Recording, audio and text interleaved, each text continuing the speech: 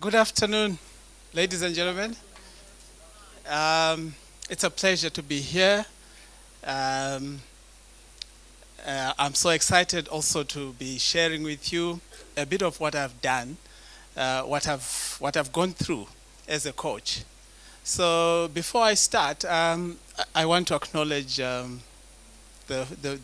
last speaker. That was a great presentation. But I think what you must have done was to tell us that your husband is here. Because I would have made some comments. I was sitting right next to him and I was shocked. So please, next time I think the HRD should do something about that. Okay, so my name is Lovemore Kuwana. I come from Zimbabwe. I don't know if you know, how many know where Zimbabwe is? Oh, okay. So Zimbabwe is almost at the end of Africa. The most southern part is South Africa. Then we share our southern border with South Africa. So hope you have a better idea of where Zimbabwe is. Okay, so I just want to find out how many HRD human resource practitioners are in here. Human resources? Okay, so you are both coaches and human resource practitioners. Okay, good. Right, so the topic of our discussion today is driving the needs-based sales conversations for coaches.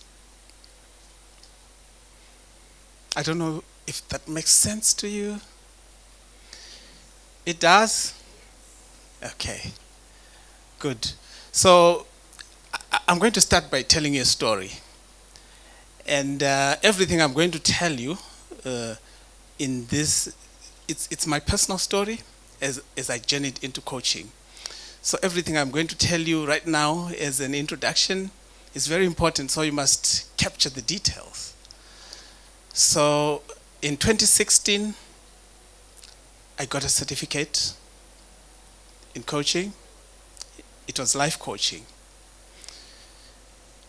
The previous year, I had written a book.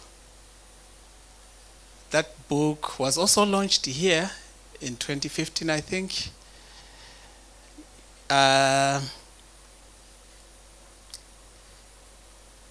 won some awards back home and here for best coach and all that.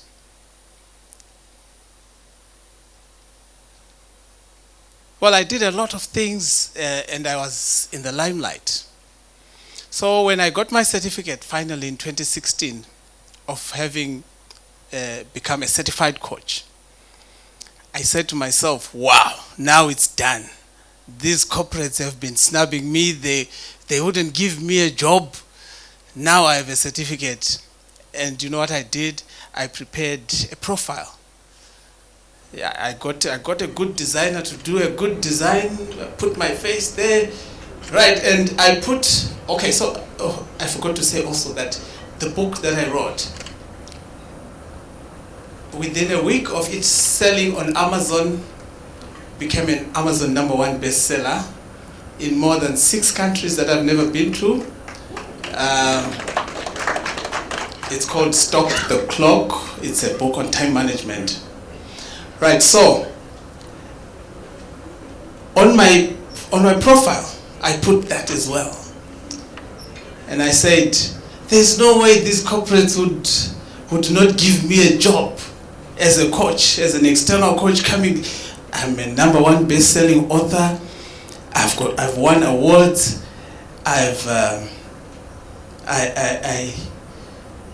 All those things. Okay? So I printed those copies, I distributed them to every company I could think of. I don't know how many copies I did. I said I didn't even think. I gave hotels, I gave banks. But to my surprise now, nobody called me. And many months went by. Many months went by, and I just didn't understand it. And some of the coaches that I knew were being called. And I was wondering, so what's happening? And this guy did not even have a bestseller for that matter. So, okay, after some months, one company called me. It's the biggest hotel group in my country. So they called me. Man, I was so excited. I said to myself, you know, I told these guys, you're going to call me one day or the other. You will call me. So apparently, so why I asked if there are any HR people here, why I asked is, when they called me, I think what they wanted was, they had somebody they wanted to give the job, but they also wanted to show that they have asked other people, they have compared with other people. So that's why they called me, not that my CV or my profile was good. Okay. So I dressed up, you know, I really had to dress up as a coach, you know. So I went there. I meet this lovely woman. This person, the HR manager at that company, is the person who inspired what we are going to talk about today. Because she said to me, okay, so can I just use this? She just took my profile. She said, can you see my face? Now I'm thinking, why is she saying? So she looked at it and she says, okay, this page, now she's talking about my book, this page is okay, I understand it.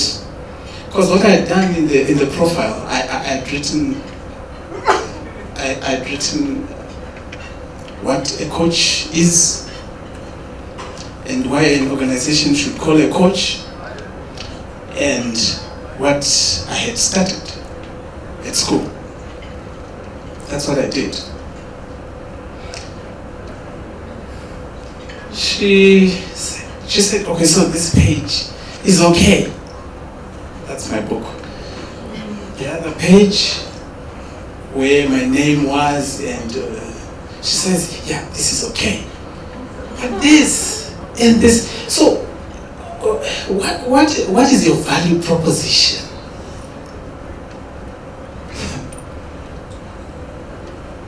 I started thinking, okay, what did I learn at school? Because to me, I thought she was just going to say, you know, this is impressive. We need you to do something here. And after reflecting, I was just thinking, if she had called me, what would I have gone there to talk about? Really?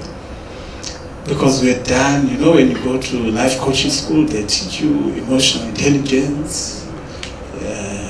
You do all those things in LP, grooming and development. So I was thinking, what am I going to do if she did give me? Okay, so this is the background.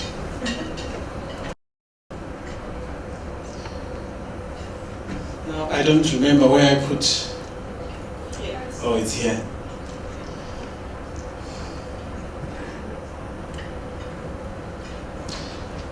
I'm hoping this is what I'll do to you if you're coaches. So do we have people who are full-time coaches here? Oh, you're here. Great. I hope to have stimulated you into thinking about the extent to which you achieve resonance with the customer, with your target market. From the story I just told you, you can tell that I had no sense of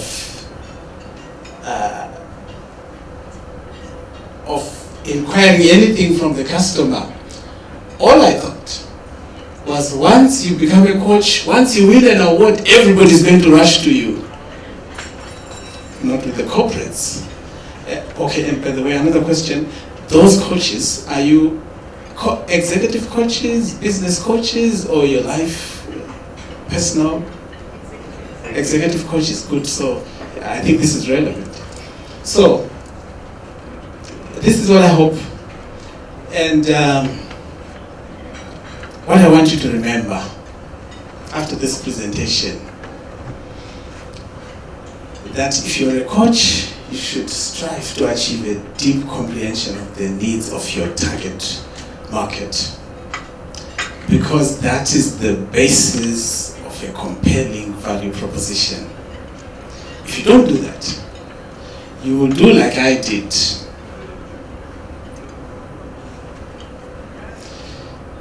Do we have products as coaches? That was my other problem. Because I knew about NLP, I knew about emotional intelligence, I knew about all those things, but I never had, I didn't think I didn't know actually that you really need to have developed products to say, hey, I coach on leadership development, so I've got this product, and the product, what I'm going to do for you is within the first month, I will do this. Within the next month, I'll do the other thing. On the third month, and then. So, for me, coaching was, the idea of, today we've got coach so and so. Come to the stage. You come there and you say, all right, you talk about what you've talked about, and then you say, yeah, I'm a coach, and you go. But I then came to realize that coaching is about behavior change.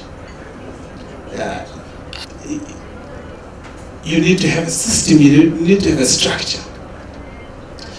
So, that you should also strive for resonance. And that is a continuous process. That means if the needs of your customers change, then you also have to change the design of your product. Is that making sense? Then, as you can see, why nobody called me is because I was speaking to nobody.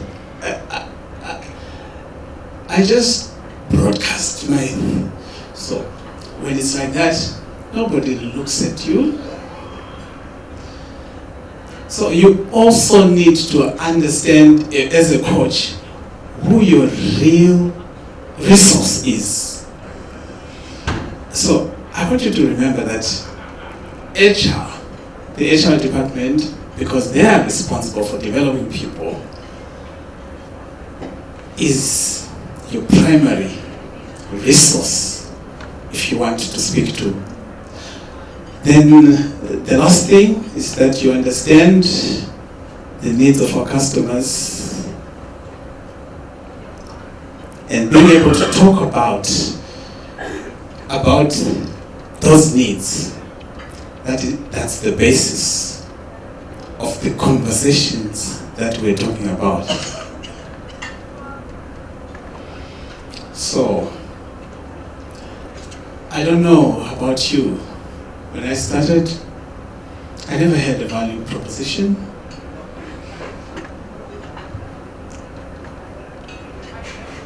I never knew about having conversations with the HR department. And most of us, we do that. We just have an idea, just comes into your mind, and you say, oh, I'm going to make money with this idea. Oh, you see, I keep coming this side, and I think these people here are thinking, I'm ignoring them. I didn't realize there's one also here. But also there's this. So pardon me, I'll keep going this side, but I'll look this way as well. Okay, so we tend to take this for granted, to sit down and craft, to really think about what value you're creating for this, for your customer. So, as you saw with my presentation, ideas are just floating. They don't have a sense of a space, that they address. They're just floating. They are not deep enough. That's why they don't call it, because they are not deep enough. They don't have the depth for somebody to connect with them and say, this guy can come with a solution for my problem. They don't have an audience, a target audience. So, having a value proposition for the product or service that you offer is one of the most fundamental building blocks of building a business. And I speak not only for coaches, but any business.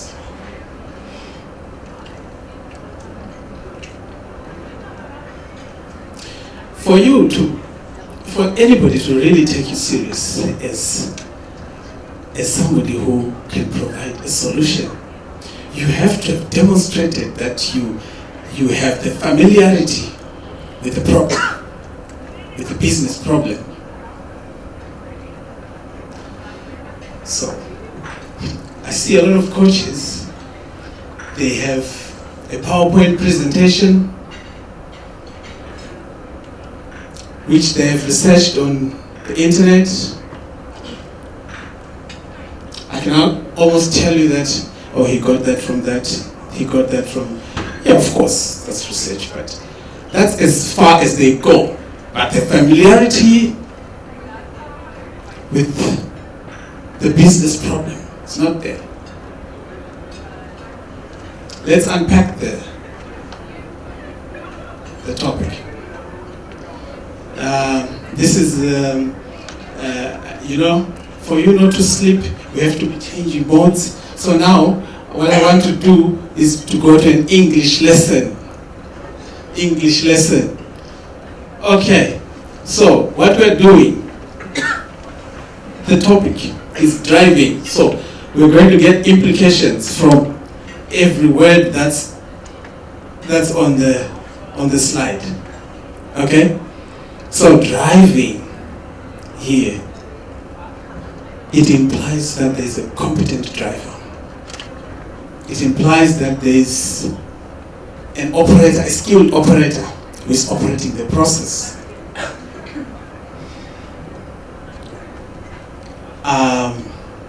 What's the next word? Driving the. So the is a definite article, isn't it? In English, we say the is a definite article. It means it means, where is the?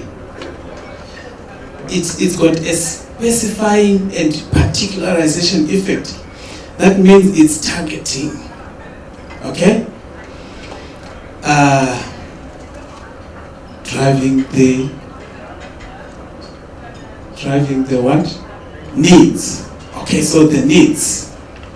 It implies a motivating force that compels action for its satisfaction. So, if you have a need, it compels action.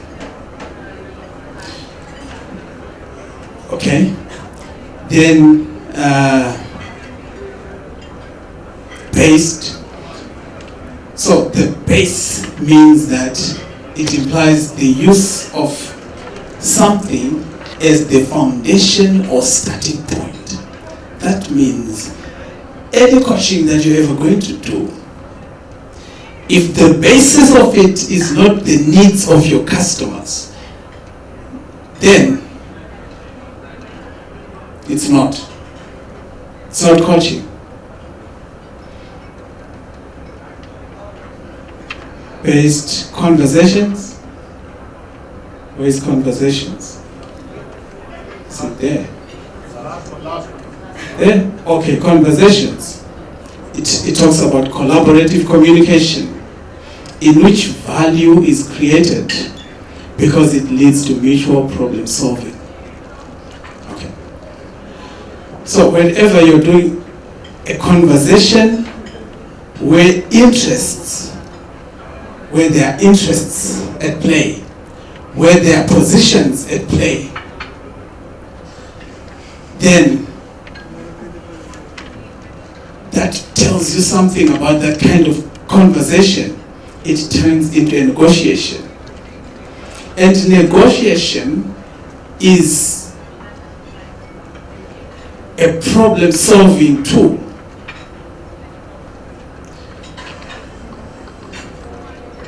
So when you negotiate, value is created because you've got information that is unique. They've got information that is unique. When you share the information, that's where the value is created. I think we've unpacked it. Did we? We did? Are you following? Okay. How am I doing for time? 4 more minutes. Okay. I still have a lot to talk about. I won't even finish. But what I'm going to do, at least the objective of my presentation, was to stir in you something, and I hope with the 4 minutes I've done, that's remaining, and what I've done, at least I've managed to stir you. Okay. Okay, so it begins with you, the competent driver. So now we are taking the big things. The competent driver is you. You build it around you. You build it around yourself. Okay?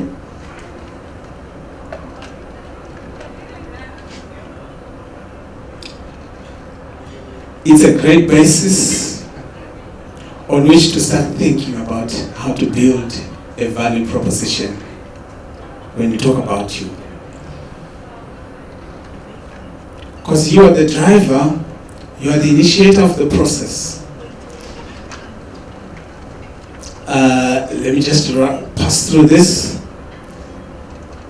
You narrow the focus, you look for the target. Who is the target? Do you see what I was doing? I was speaking to everybody. That whole list, I can do this, I can do this, I can do this, I can do this, I can do this. Nobody's interested. People, then look at the other guy. He just says, I solve X. Everybody's queuing there.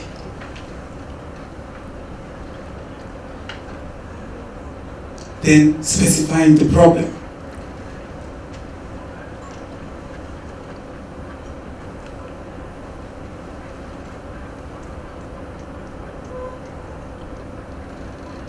So, based on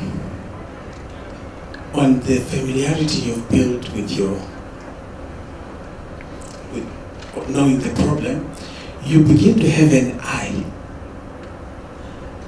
of how uniquely you see the problem. And that drives you to the kind of person or to the real resource that you should speak to.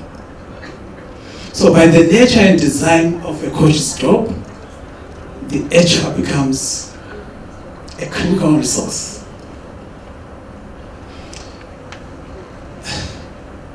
I was going to go through this.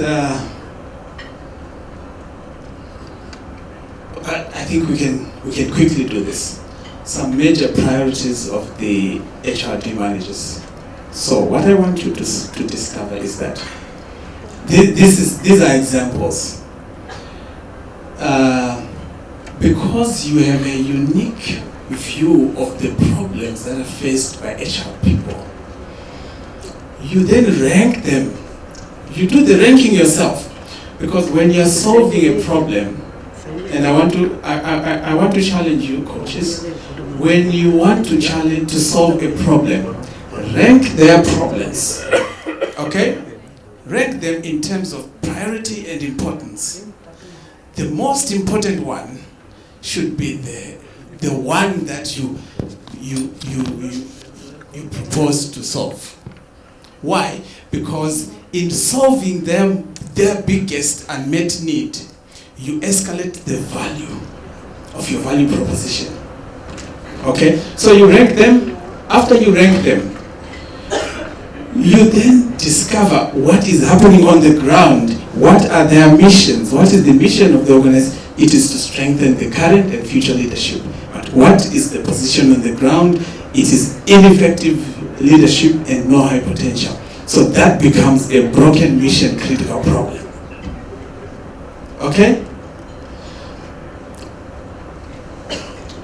All of them like that.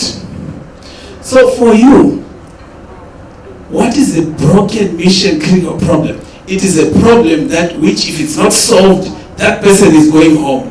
I mean, who would chase you out of their office knowing fully well, guys, if this is not solved, I'm going home? Who would? They would actually say, please, do you want coffee? Sit here. So that's why I'm saying, look for the highest. Then the examples. So what can a coach do? You say, okay, you've got ineffective. The broken mission is ineffective leadership, no high potentials. So what do? You say, I deploy the 360-degree leadership assessment and then offer you a development program. Okay.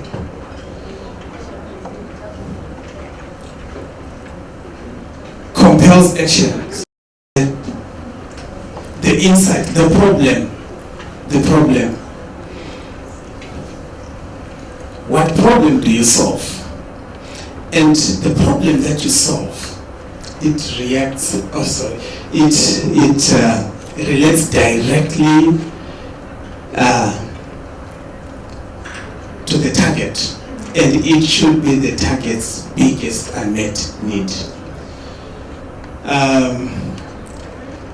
How can you judge if a problem is worth, I'm just finishing, how can you judge if a problem is worth solving?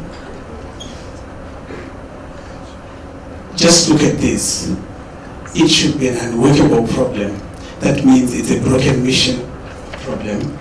Is it unavoidable? If it's unavoidable, if it's urgent, if it's undeserved. Time fails me, but I would have continued. But I hope I've managed to stay at least something in you. Thank you very much.